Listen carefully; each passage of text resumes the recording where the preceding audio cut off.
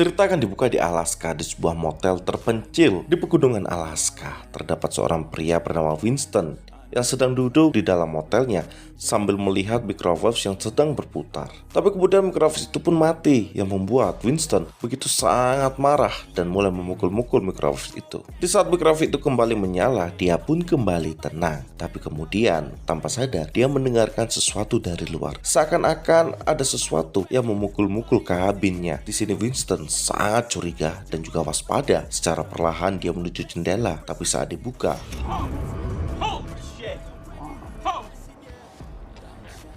Alaska. itu hanyalah seekor rusa. Vincent pun sangat lega. Dia pun kembali duduk. Tapi di saat itulah polisi langsung mendobrak masuk dan masuk ke dalam kabinnya. Vincent terkejut dan dia mulai berkata kalau dirinya akan kooperatif dan membantu orang-orang ini untuk menjadi saksi. Wanita ini bernama Madeline, seorang anggota dari US Marshal atau departemen yang menangani saksi-saksi dari suatu kejahatan. Di sini Winston merupakan saksi kunci dari gangster bernama Morris, dan Winston sendiri merupakan akuntannya. Setelah Winston ditangkap di keesokan paginya, dia dibawa menggunakan sebuah pesawat yang jelek dan juga lusuh. Winston sendiri begitu sangat kecewa. Dia mengira kalau dia akan dijemput menggunakan pesawat jet. Tentu saja Madeline yang mendengarkan ocehan dari pria ini pun sedikit mulai muak karena pria ini benar-benar banyak omong. Kemudian Madeline menelpon salah satu temannya, yaitu Caroline, yang berada di markas pusat dan mulai menceritakan tentang keresahannya tentang saksinya satu ini yang terlalu banyak ngomong dan juga tidak bisa. Kemudian tak selang lama pilot dari pesawat itu pun masuk. Pria ini bernama Bud. Terlihat pria ini cukup ramah. Tapi di sisi lain, pria ini menunjukkan kepolosan yang luar biasa yang membuat Madeline juga tidak bisa percaya dengan pria ini. Begitu pula dengan Winston. Kemudian setelah persiapan pun selesai, mereka langsung memutuskan untuk terbang kembali ke Texas. Karena keesokan paginya, Winston akan menjadi saksi.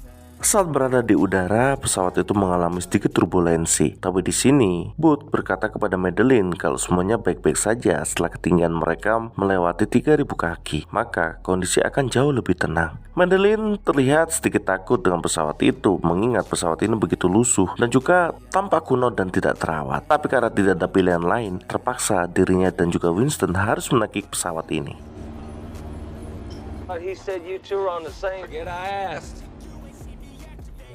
Tapi terlihat di penerbangan ini Madeline tampak gusar dan juga resah. Mungkin karena dia takut bahwa pesawat ini bisa jatuh kapanpun. Bud yang menyadari hal itu, dia berusaha berbicara dengan Madeline agar dia merasa lebih tenang. Alih-alih menjadi tenang, Bud malah terlihat seperti orang yang banyak bicara. Di sisi lain, Winston yang ada di belakang tidak bisa mengobrol dengan mereka berdua, yang membuat dia sedikit jadi lebih stres. Kemudian Winston mulai berbicara dengan dirinya sendiri. Di sini Winston mulai mengamati dua orang ini yang saling mengobrol, tapi kemudian dia menemukan sebuah berkas yang berada tepat di bawah tempat duduk milik Bud. Di sini dia berusaha untuk menggeser berkas itu, dan saat dia berhasil menggesernya, di berkas itu terdapat nama seseorang, yaitu nama Bud, tapi dengan wajah yang berbeda. Dari sini, Winston menyadari bahwa Bud yang ada di hadapan mereka bukanlah Bud yang sebenarnya. Dan kemungkinan yang paling kuat bahwa pria ini adalah pembunuh bayaran. Di sini Winston begitu panik dan dia berusaha untuk memberitahu Madeline apa yang terjadi. Tapi sayang, karena dia tidak menggunakan earphone dan ditambah lagi pesawat rongsokan ini begitu berisik, dia gagal untuk memanggil Madeline. Setelah beberapa saat berusaha untuk memanggil Madeline, akhirnya Winston memiliki sedikit cara agar bisa memanggil Madeline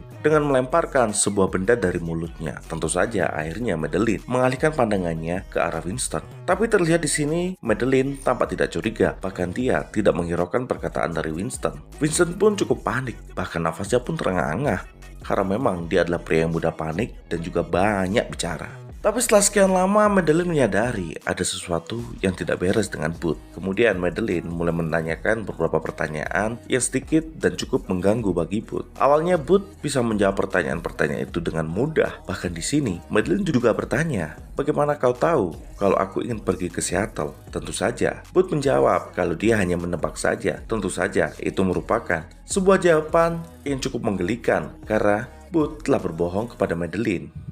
Kemudian Madeline mengajukan satu pertanyaan lagi. Dia berkata kepada Bud, bahwa di Alaska pasti komunitas penerbangnya cukup kecil. Jadi, pasti dia mengenal semua pilot. Dan Madeline menyebutkan satu nama, yaitu adalah Johnsky. Di sini Booth berusaha menjawab kalau Johnsky merupakan pria hebat dan juga merupakan teman baiknya. Tapi kemudian Madeline berkata kalau Johnsky merupakan seorang gadis. Dari sini, akhirnya Madeline menyadari bahwa Booth bukanlah merupakan pilot. I knew you were gonna be fun. No, don't shoot him, we need him! He's got a knife!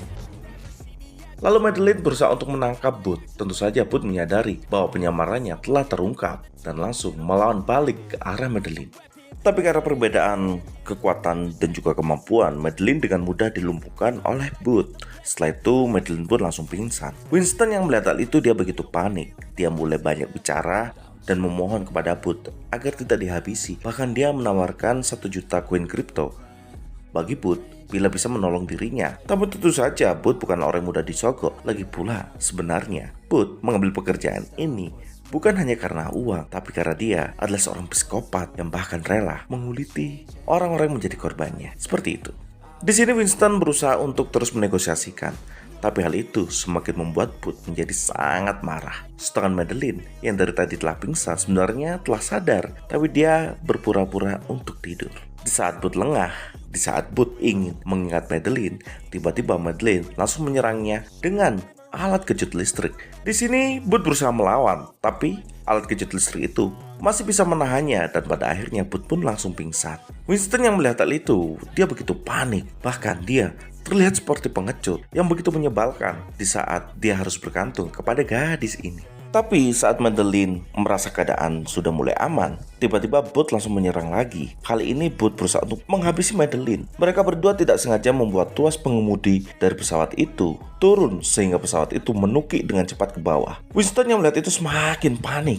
Dia mengatakan kalau dia tidak bisa bernafas. Kemudian di sini Madeline berusaha untuk mengalahkan Winston lagi dan pada akhirnya dia pun bisa melumpuhkan Booth dengan cepat. Tapi masalah tidak berhenti di situ. Kali ini dia harus membuat pesawat ini kembali terbang.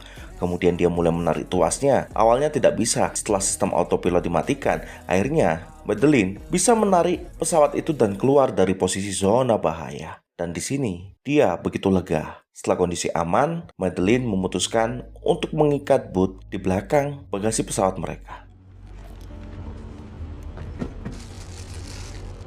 Not a chance. Really? Setelah mengamankan Booth, Madeline dan juga Winston, mereka menuju kokpit. Di dalam kokpit, di sini mereka berusaha untuk menghubungi menara kontrol, tapi sayang tidak ada jawaban.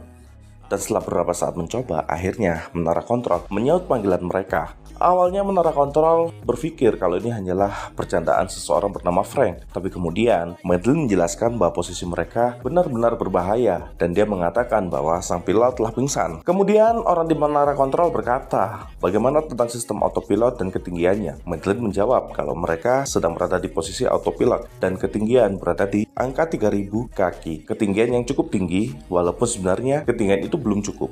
Sebelum pembicaraan mereka berlanjut, tiba-tiba frekuensi dari radio itu pun terputus sehingga mereka tidak bisa berbicara dengan menara kontrol. Kemudian Winston berkata, bukankah kau seorang agen? Tentu saja kau memiliki telepon yang terhubung langsung dengan satelit, alih-alih menggunakan menara pemancar. Kemudian Madeline langsung mengambil ponselnya dan langsung menelpon bosnya yang berada di kantor pusat. Awalnya bosnya tidak percaya kenapa Madeline menelpon, bahkan dia belum sampai di tempat tujuan. Setelah menjelaskan situasi dan kondisinya, akhirnya bosnya mulai mencari cara agar menyelamatkan Madeline dari posisinya. Tapi sebelum pembicaraan mereka selesai, tiba-tiba Booth terbangun dari pingsannya dan berkata, apakah kau membutuhkan seorang pilot? Sambil tersenyum, Madeline yang jengah dan melihat kelakuan dari Booth, dia menodongkan pistol ke arah Booth. Booth pun hanya tersenyum melihat hal itu. Dia tahu kalau dia sampai menembak dan mengakibatkan lubang di pesawat ini, apa yang akan terjadi? Tentu saja pesawat ini akan jatuh. Booth pun hanya tersenyum dan Madeline tahu resikonya.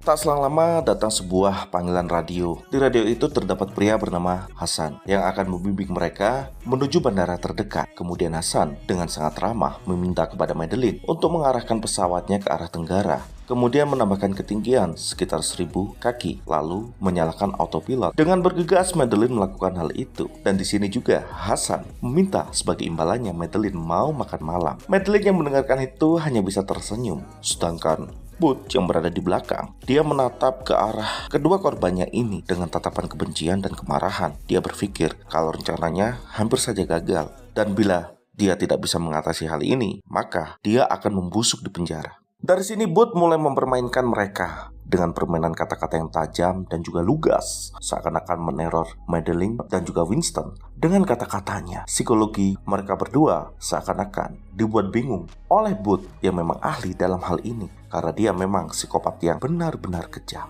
Keduanya benar-benar muak dari setiap perkataan dan juga ucapan dari Booth, tapi tidak ada yang bisa dilakukan. Lagi pula mereka harus segera sampai di bandara terdekat. Di sini Booth juga mengatakan kepada Winston dan juga Madeleine bahwa dia telah menghabisi Booth yang asli dengan cara yang benar-benar tidak manusiawi. Tentu saja mereka berdua pada awalnya tidak percaya. Hingga pada akhirnya kantor pusat US Marshal menelpon Madeleine karena mereka telah menemukan apartemen Booth yang asli. Di sana Booth yang asli ditemukan dengan kondisi yang cukup memprihatinkan. Mereka berdua pun langsung menatap ke arah Booth dan Booth hanya tersenyum melihat hal itu. Sungguh pria yang kecil. Caroline, told you're a little small and low for radar. Tapi tetap saja keadaan Booth saat ini tidak menguntungkan bagi dirinya. Dia terikat dan tidak bisa bergerak. Tapi kemudian Booth melihat pisau yang telah dia jatuhkan di bawah kursi Madeleine, dan dia akan menunggu kesempatan agar bisa mengambil pisau itu. Kemudian, tepat di hadapan mereka berdua, terdapat kabut yang cukup tebal. Pesawat mereka langsung menerobos kabut itu begitu saja, tanpa disadar oleh Madeleine. Ada sesuatu yang berbahaya. Tepat di hadapannya, sebuah gunung menjulang tinggi di atas pesawat mereka. Madeleine langsung panik, berusaha untuk mengangkat pesawat itu lebih tinggi. Tapi sayangnya dia lupa mematikan autopilotnya. Kemudian, Winston menyadari hal itu dan langsung mematikan autopilotnya. Lalu, Madeleine langsung menarik tuas itu yang membuat pesawat itu menukik ke atas, sehingga membuat pisau itu langsung jatuh ke tangan dari Booth. Tapi bahaya tidak sampai di situ. Ternyata Madeleine masih kurang tinggi untuk menerbangkan pesawatnya, sehingga pesawat itu sedikit menabrak puncak gunung yang diselimuti oleh es. Tapi sayangnya di sini Madeleine masih bisa lolos dan mereka pun selamat dari kejadian itu. Sedangkan Booth mendapatkan apa yang dia mau. Hingga masalah waktu sampai dia bisa meloloskan diri. Sedangkan Madeleine dan juga Winston tidak menyadari hal itu. Kemudian di sini Booth mulai mempermainkan mereka lagi dengan kata-kata. Tapi ada yang beda. Booth mengetahui sedikit rahasia kecil milik Madeleine yang pernah menghabisi salah satu tersangka yang berhasil dia tangkap. Winston yang mendengarkan hal itu begitu terkejut karena memang Winston seorang pengecut. Madeleine berusaha untuk menahan amarahnya hingga pada akhirnya Booth memenangkan permainan psikologi itu. Madeleine marah dan kemudian menghampiri Booth dan langsung menghajar.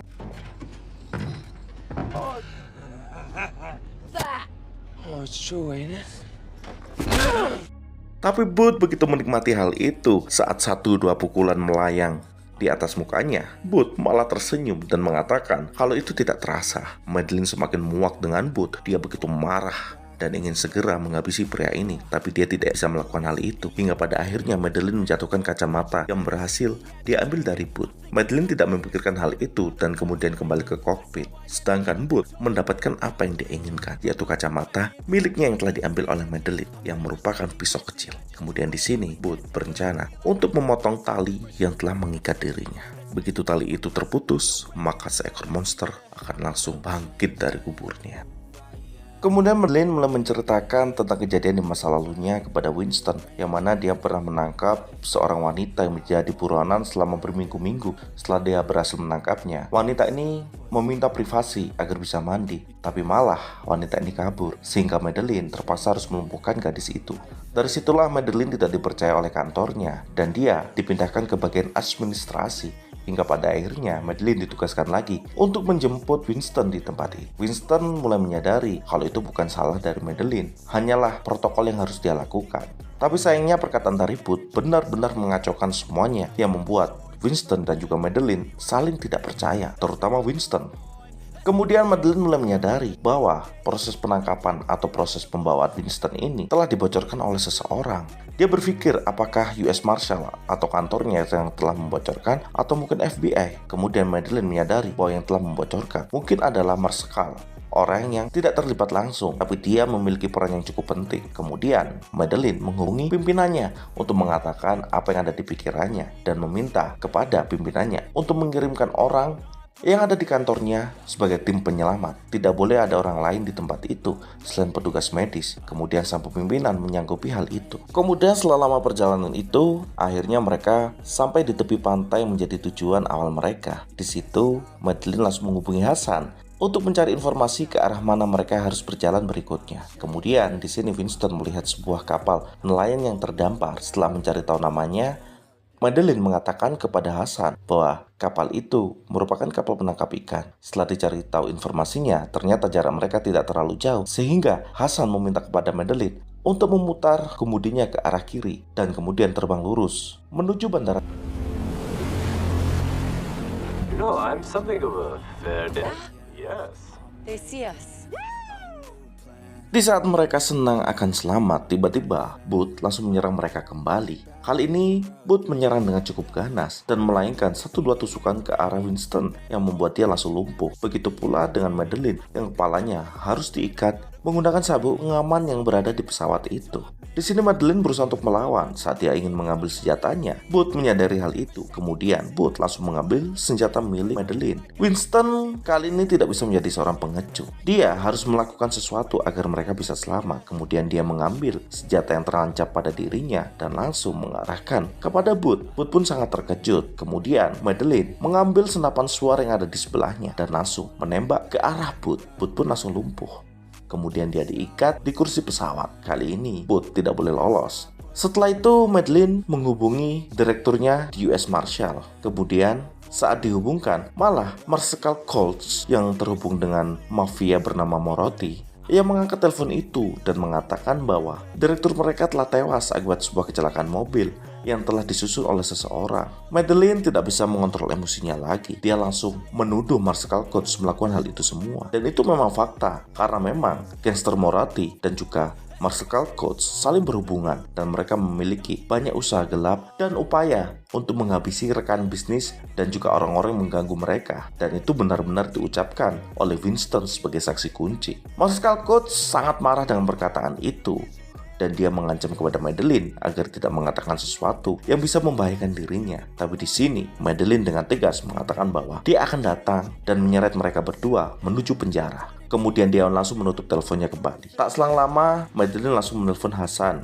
untuk mengetahui posisinya di mana. Akhirnya posisi mereka sudah semakin dekat, hanya berjarak 11 mil dari bandara terdekat. Dan ditambah lagi mereka kali ini dikawal oleh sebuah pesawat militer. Booth yang sudah sadar dari tadi mengatakan kepada Madeleine bahwa pesawat militer tidak bisa menolong mereka. Karena kali ini kita benar-benar berada di posisi yang sama. Dan Booth mengatakan juga kepada Madeleine bahwa tindakan terbodohnya ialah tidak menghabisinya saat ada kesempatan, yang mengakibatkan Winston harus sekarat akibat luka yang dia alami. Tapi Madeleine berusaha untuk tidak terpancing dan terprovokasi oleh psikopat gila ini. Disingkat cerita, setelah sekian lama perjalanan panjang dan melelahkan itu, akhirnya Madeleine melihat bandara terdekat yang mereka tuju. Di sini, dia meminta kepada Hasan agar segera didaratkan pesawatnya. Tapi Hasan meminta kepada Madeleine agar berlatih sebentar dengan mendekati bandara itu. Tapi sayangnya, waktu mereka sangat sempit. Kondisi Winston benar-benar kritis.